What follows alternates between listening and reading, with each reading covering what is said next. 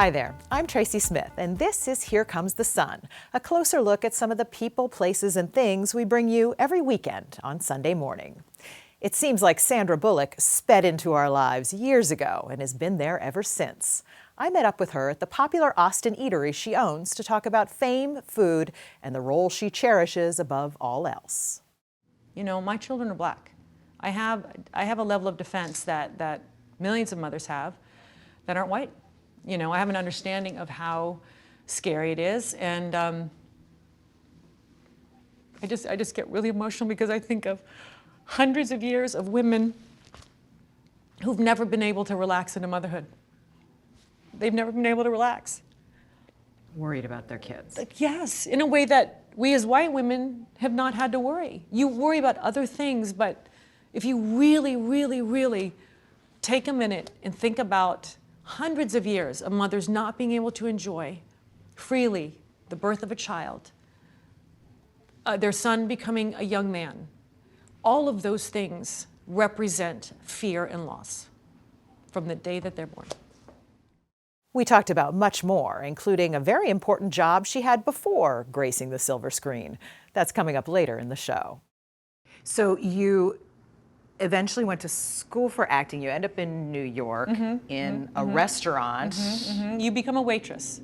The precursor to acting is you become a waitress. Which I think everyone in life should do. I think you're absolutely right. If you are in the weeds, if you know how to navigate 8 sets of 6 top tables, height of happy hour, drunk people, and you can do it without writing anything down, and you can remember everything, you can prevent yourself from being in the weeds. Once you've accomplished that kind of rhythm, I honestly feel you can do anything.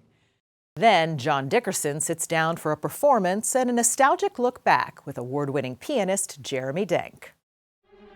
One of my father's favorite pieces was the Saint-Saëns Symphony No. 3, the Organ Symphony.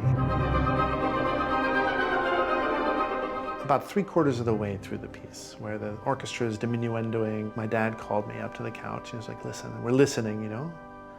And then suddenly this organ comes in with the loudest C major chord ever. And then my dad looked over at me and he said, holy crap.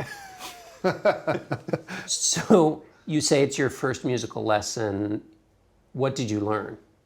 The sheer joy of surprise in music, and I think that was part of what we shared on the couch there. That's all coming up right here on Here Comes the Sun.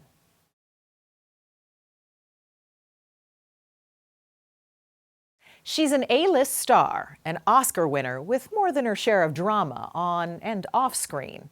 And through it all, though, Sandra Bullock's sunny disposition seems to always shine through. On one of the coolest streets in Austin, a go-to for the hip and the hungry. This is Walton's Fancy and Staple, a cafe and flower shop in a century-old brick building, owned and restored by actress-producer Sandra Bullock. I love the idea of finding purpose for something that was created for another purpose originally. This place, which was once a horse and carriage repair shop, is now a destination for local foodies. To me, this is just as fulfilling as making movies. And if you know her movies, that's really saying something. There were just hundreds of snakes in this temple just waiting for us to show up. What? Why aren't they biting that guy? This is ridiculous. Delete. In The Lost City, from our parent company Paramount, she's a kidnapped romance novelist. Unchain me! That's your seatbelt. Who, along with her book's cover model, Channing Tatum, fights her way back to civilization through some harrowing and comically cringeworthy situations. No! What is that? Get him off. Oh my God. Okay. No, I can't touch this blood-gorged mucus sacs. Can you Right fling now. it? Can you? Why don't Get you it. just pick it and fling it? Just pick it and You fling pick it and fling it! It's refreshing that the person taking their clothes off is the guy. Because nobody wanted me to do it. Think I'm kidding? Not. And Channing was the one willing to work out all the time. I was like, I'm not willing. It's the latest chapter in a career that's taken her from a speeding city bus in 1994's Speed It'll be one hell of a ride. to an even more harrowing trip in 2013's Gravity. I'm in a dress. I have gel in my hair. I haven't slept all night. I'm starved and I'm armed. Don't mess with me. Of course, she's also known for her brand of physical comedy. I'm fine. I'm cool. I'm good. It's something she says she learned at an early age, thanks to her mom. My mother had no sense of humor, unless you hurt yourself. And then she would laugh her ass off. So I realized the way to my mother's heart was through physical comedy. So you would do pratfalls? I would fall all the time. And it's fair to say the film world fell for her. She's made 4 dozen plus movies, Oh my God! Why are you naked? earned countless accolades, You protect his blind side. When you look at him, you think of me. but also had her share of some real-world grief. Play along with me on a scale of 1 to 10. How's life now?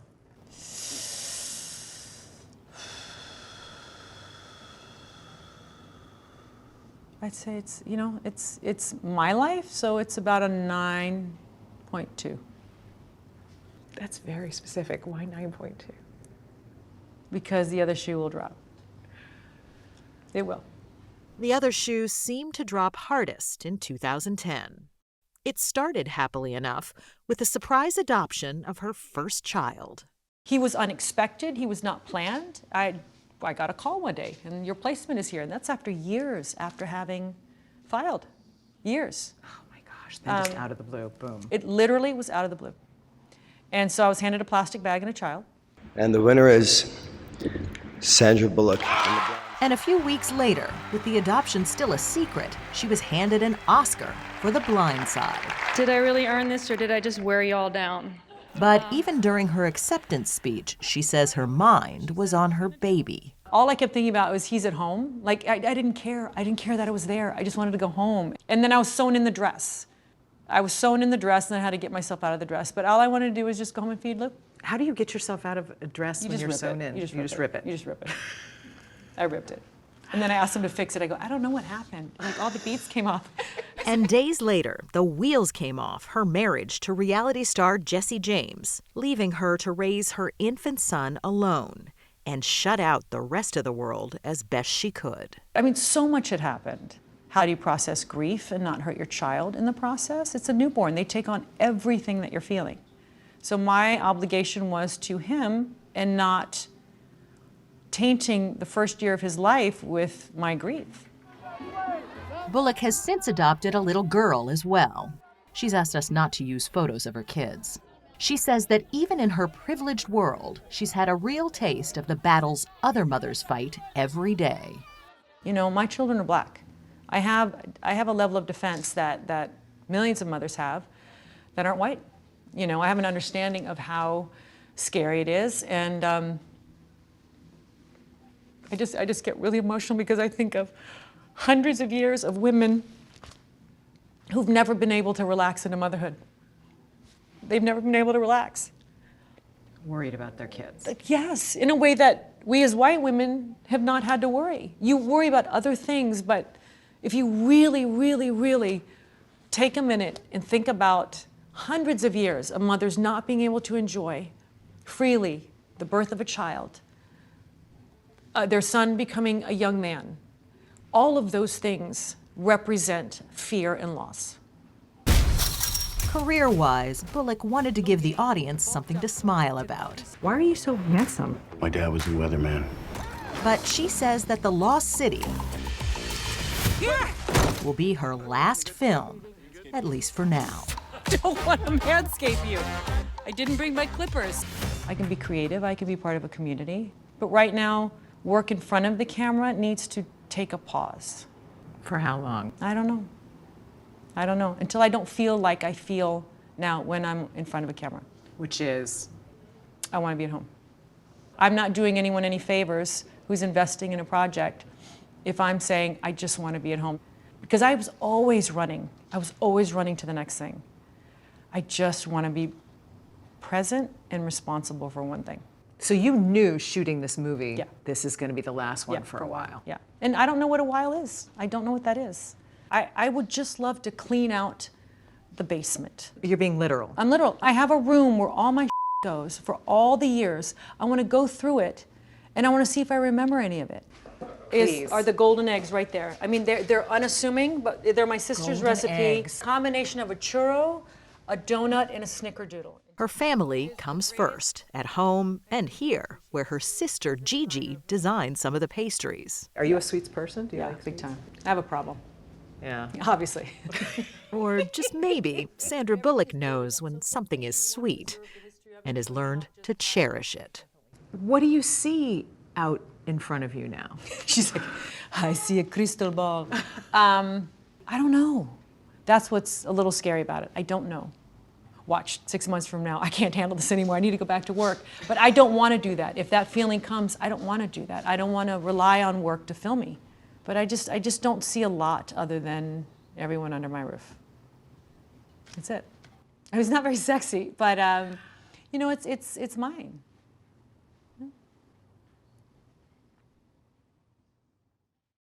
More exclusive excerpts from our conversation coming up in just a few minutes. But up next, well, just have a listen.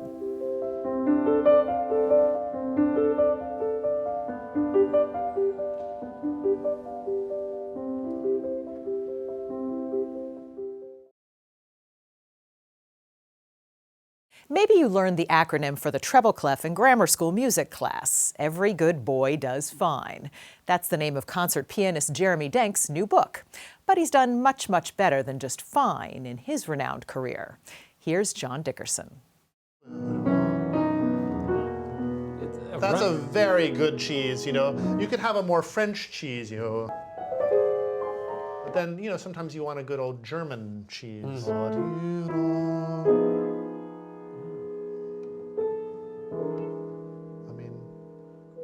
Why is this man at the piano talking about cheese?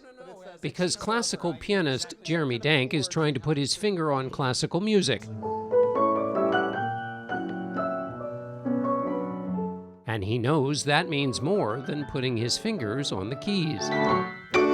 It's a charming waltz. Denk, an award-winning pianist, is the author of Every Good Boy Does Fine, a performer's love song to the craft of the thing piano students usually hate: practice.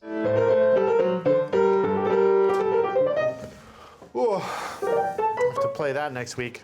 Young Jeremy's first musical lesson took place not at the piano, but on the sofa of his boyhood home in New Jersey. One of my father's favorite pieces was the Saint-Saëns Symphony No. 3, the Organ Symphony. About 3/4 of the way through the piece, where the orchestra is diminuendoing, my dad called me up to the couch. He was like, listen, we're listening, you know? And then suddenly this organ comes in with the loudest C major chord ever. And then my dad looked over at me and he said, holy crap. So you say it's your first musical lesson. What did you learn? The sheer joy of surprise in music, and I think that was part of what we shared on the couch there. Having felt the connection between music and emotion, head and heart, Denk, age 10, had to learn to settle his hands. We moved to New Mexico, and I had a new teacher at the New Mexico State University, William Leland. Together, they kept a notebook, marking his progress. Through the drawings in your book, he seemed to have an aptitude for communicating with a 10-year-old. But I was a weird 10-year-old also, you know, a little bit like, you know, partly 10 years old and partly 50. And he was very determined to build me a technical foundation so that I could actually realize some of the things that I was trying to do musically. He made me play, he thought my thumbs were weak, which they were. So you had to think about, keep your hand quiet and bring your thumb like a little crab under the hand, right? And then go further, and then go a little, and then go further, right? He made me do this for, oh God, unbelievable hours. You know, it's even traumatizing me right now to think about, to play it. And it seemed like the most miserable possible enterprise. You know, like the whole point of piano lessons was to drain all the pleasure from music that, you know. Why didn't it drain all the pleasure out of it for you? It did at moments, but then, you know, I would listen to some piece and then, you know, like, oh yes, this is what music is for. Do you feel any fellow feeling with Olympic athletes? They've done all the kinds of practice that you write about and that you do, and then the moment comes. Is that similar at all? It's so similar that I can barely watch Olympic competition. Denk's love of music grew, despite the hours of practice, leading to a bout of evangelical fervor on the bus to school. I was not a fan of popular music in those days. I was an extremely elitist little brat, you might say. And I thought, people need to learn that there's something better out there to listen to. So he stuffed a cassette player in his backpack, got on the bus, and pushed play. The conversation slowly comes to a halt and people are looking around, with this horrible, what is that terrible smell, As skilled in the classroom as at the piano, Denk left for the prestigious Oberlin Conservatory of Music at age 16. There, he found teachers who pushed him almost as much as he pushed himself. Is there something intrinsic to the teaching of classical piano that requires hard teaching? There is a long tradition of mean, abusive teaching.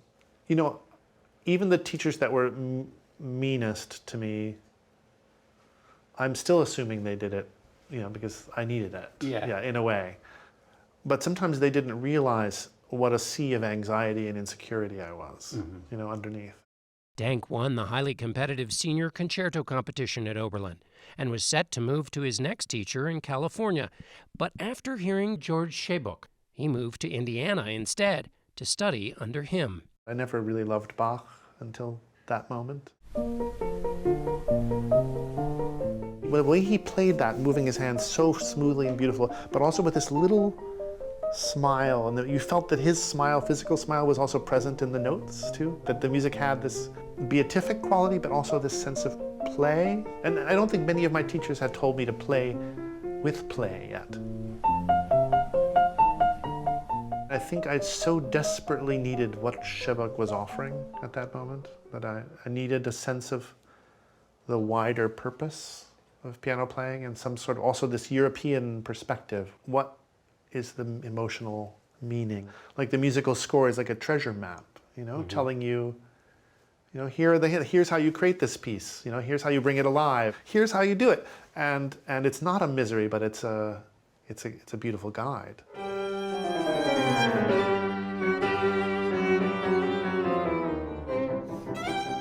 The mixture of technique and play has won Denk critical acclaim, including a MacArthur Genius Grant. He now tours the world, playing with great orchestras and classical music superstars like Joshua Bell. Practicing now a joy in itself. How long can you go without practice? What happens if it gets into about the middle of the second day? It's like an itch. Maybe it's an addiction in a certain way, like I feel my fingers start to do things, and I can't sit still. It's that act of translating through the body that I somehow need, to feel complete.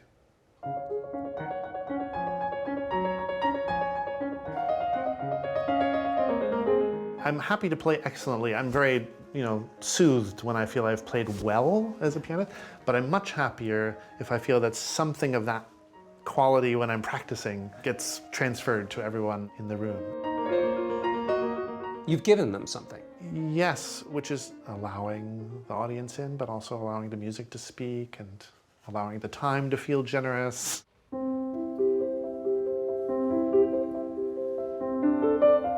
It's the kind of generosity that Denk felt 46 years ago on that couch in New Jersey. And after countless lessons and hours of practice, he can now give a similar lesson just by sitting down to play.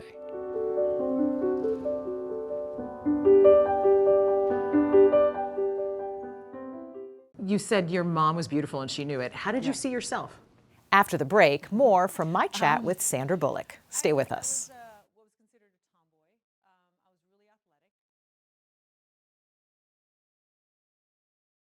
Welcome back. As promised, here's more with Sandra Bullock. So I want to go back to the roots of your comedy. Okay. Because your mom was an opera singer. Yes. Dad, vocal coach. Or Yeah, he was an vocal opera singer as teacher. well, but an opera teacher, a vocal. So yeah. music was clearly a big part of your life. Rhythm, music, yes. Where did the comedy come in? They were opera singers. There's nothing funny in operas. That becomes an operetta.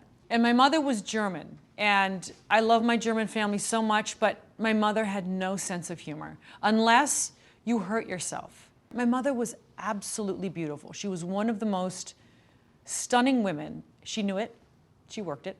So as a child, when you're walking next to your mother by, let's say, a construction site, there are certain sounds that come from that construction site towards your mother, but you're getting it as well as a child. And I would just fall all over myself. It was awkward, and she would just find that the funniest thing. And I realized that that kind of humor brought a smile to her and brought her joy. And I just went down that road. Right. But you know what? Laughing is everything. I think if we haven't figured that out, and I know we've not been very supportive of those who make us laugh. You know what I mean? Like, especially in film. You think comedy's kind of belittled, you mean? For sure, for sure. No one does comedy for reviews, nobody. Unless you're French. And the French always get revered for their comedy, and I'm like, oh, why can't we be like the French? So you eventually went to school for acting. You end up in New York in a restaurant. You become a waitress. The precursor to acting is you become a waitress. Which I think everyone in life should do. I think you're absolutely right. If you are in the weed, if you know how to navigate 8 sets of 6 top tables, height of happy hour, drunk people, and you can do it without writing anything down, and you can remember everything, you can prevent yourself from being in the weeds. Once you've accomplished that kind of rhythm, I honestly feel you can do anything. Because it's rhythm, timing, navigating personalities. It's a life skill. And I'm not kidding. I think it's a really important life skill. You said your mom was beautiful and she knew it. How did you see yourself? I was what was considered a tomboy. I was really athletic. I also knew that to be with the boys that I liked, I just was like, get on the skateboard, do all the things that they're doing. But I loved it. I was very athletic. I didn't spend any time in front of a mirror because I didn't think there was anything to you know, what else can you do? So my thing was humor, athletics, and I just had a lot of scraped knees and scars, and that was my lane. Your mom gave you some advice about allowing... Which one? I know, right? Which one? Practice, practice, practice. No, not that. She told you to allow yourself to feel things. Yeah. Don't go through life. She said, don't be like me. Don't be like me. And she knew that I think she could sense that I was not hardening, but my deflection is a protector as well. My dad always said, you raised our daughters to be too independent. My mom said, I'm going to raise you so you don't need anyone else but yourself. She might have gone a little too far, but you have to find a balance. You have to find the balance of vulnerability, yet have the tools for emotional survival, healthy emotional survival, but also in this day and age, things are different. You know, being a mom, you just have to be prepared. You just have to be prepared for the rest of your life. You got to be prepared. All the mamas are going, yes, I know what you mean. You just have to have an armor on that is ready. But I'm ready. An armor, but also don't you feel like you're just like this skin-covered heart walking? Bleeding heart? Yes, God, yes. right? But there's nothing fragile about it. I don't look at it as a weakness anymore. You know, it is just my ability to love and my ability to navigate. And I used to think that my vulnerability was it's just utter weakness and fragility, and it's not. It's not. And I'm not embarrassed about it anymore. Do you feel loved now? Oh, yeah. Because I really like myself. I really like me. You know I I have issues. I know my imperfections rear their head often, but they're mine, and they're not dangerous. They are, I know where they're from, and I get to love, you know. I really, yes, my children's approval is very important to me, but what's more important to me is that I get to love them. It's an honor. It's a precious gift, right? It really is. I'm Tracy Smith. Thanks for joining us. We'll see you here next time on Here Comes the Sun.